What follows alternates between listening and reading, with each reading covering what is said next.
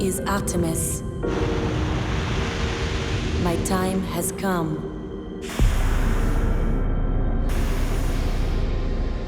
I initiate launch sequence and maneuver for exit trajectory.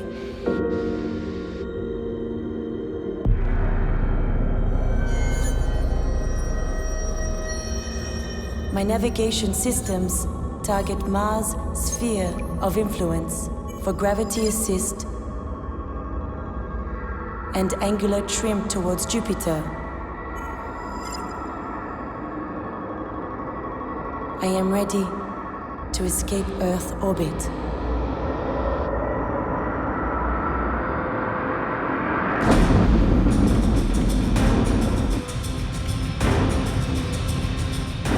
Total distance, 4.7 light years. I commence acceleration phase for maximum velocity, 51,000 kilometers per second. It will take me 49.8 years to reach my destination. The Earth-like exoplanet Minerva B.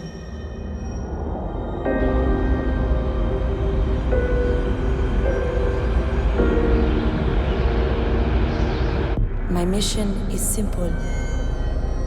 Find life.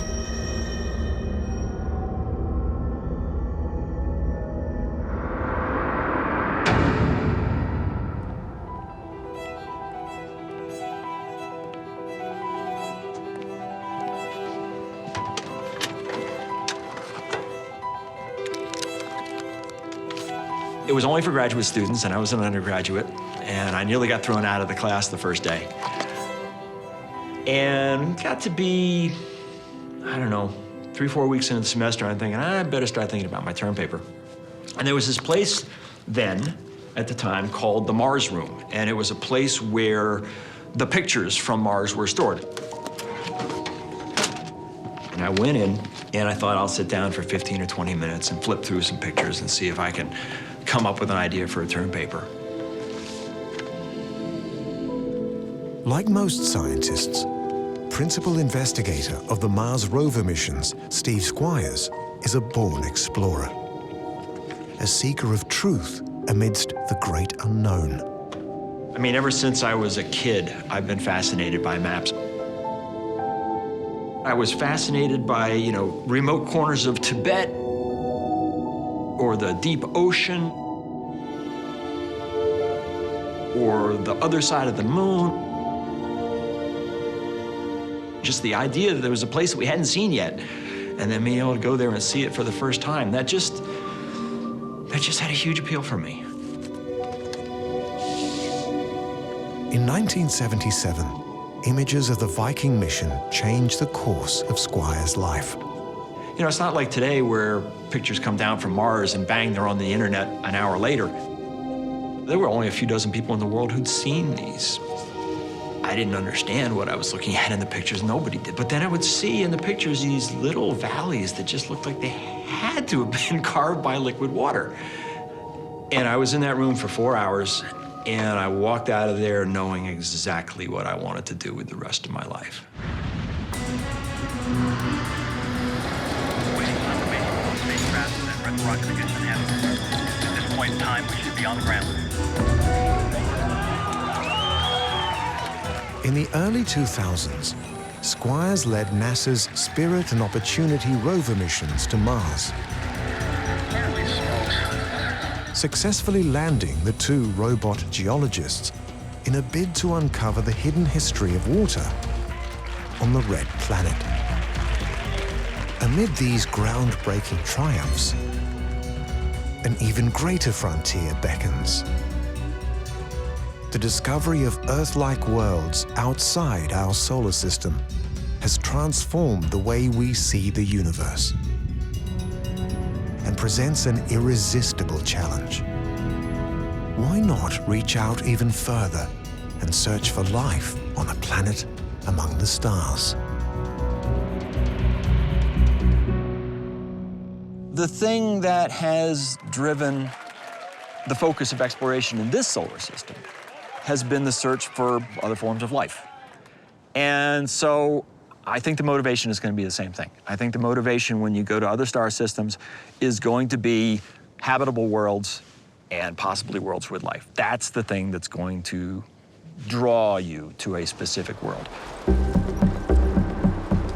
But the scale of the challenge is unlike anything humankind has attempted before.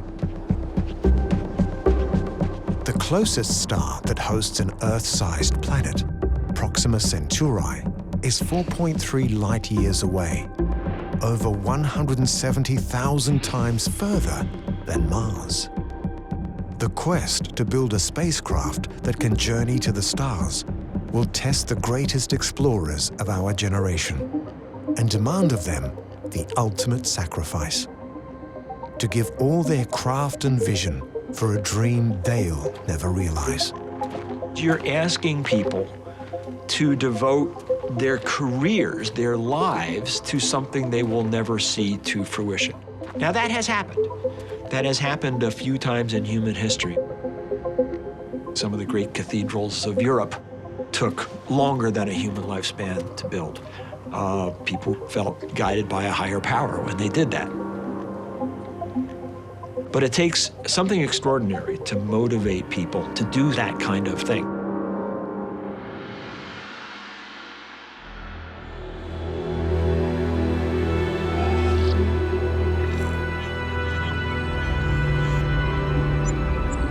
I enter the shadow of Mars.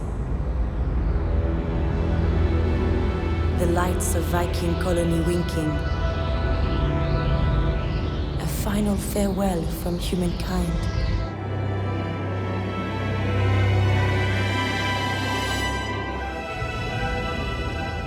My transceiver dish receives their message. Bon voyage.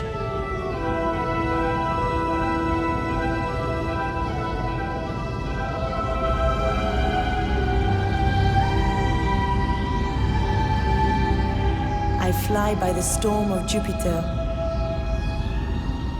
onward to Pluto and Chiron, and into the space between stars.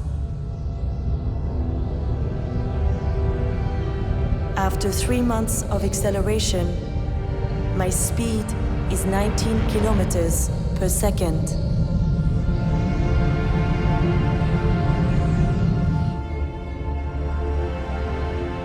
I meet Voyager 1, 170 years and 72 billion kilometers from Earth. No fuel to shift course. No power to call home.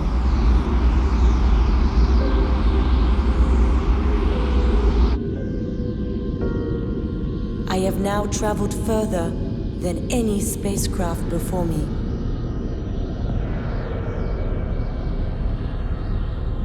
I retract my transceiver. There will be no more calls. And press on through the silence to Minerva.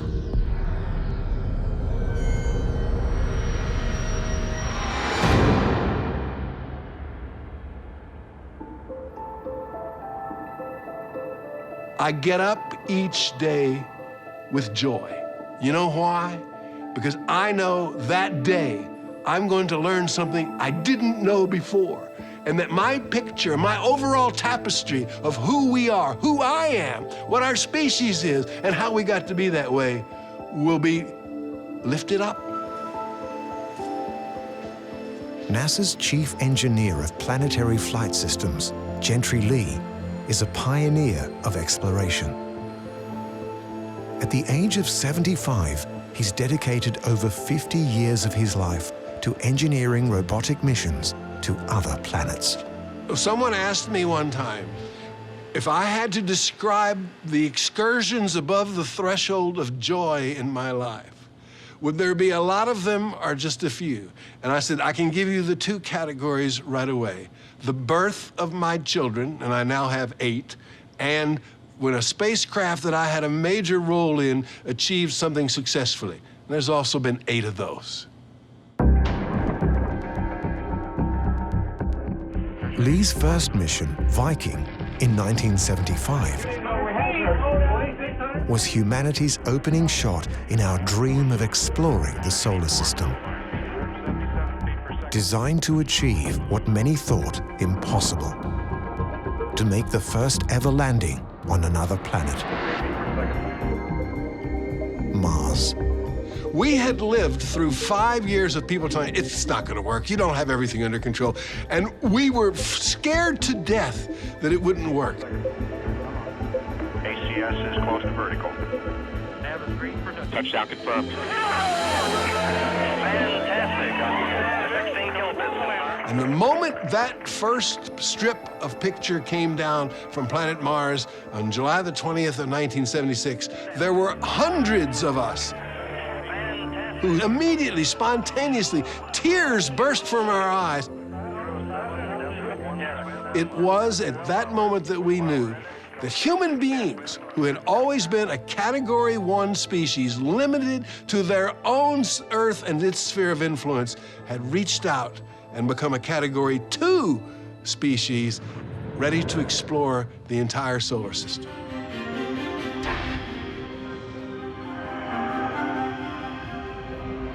Over the next 5 decades, Lee oversaw successful missions to Jupiter, Pluto, and to the comet Tempel 1. With Lee and other pioneers at the helm, humanity's exploration of the solar system has been so successful, we have a permanent office in space, the International Space Station. But as the new dawn of interstellar exploration lights the horizon, even the old sea dogs know it will be the greatest challenge that humankind has ever faced. It is hubris on our part to imagine that we can sit today and define all the steps that lead us to this plethora of technology advances that we need in the future to build an interstellar spacecraft. Rather, let us do the following thing. That spacecraft must communicate, it must navigate, it must have propulsion, it must have the ability to take data. It's as if Henry the Navigator, as the King of Portugal, had said, I don't even know yet what kind of ships I need to build or where they need to go. Let me just start with an idea. What floats?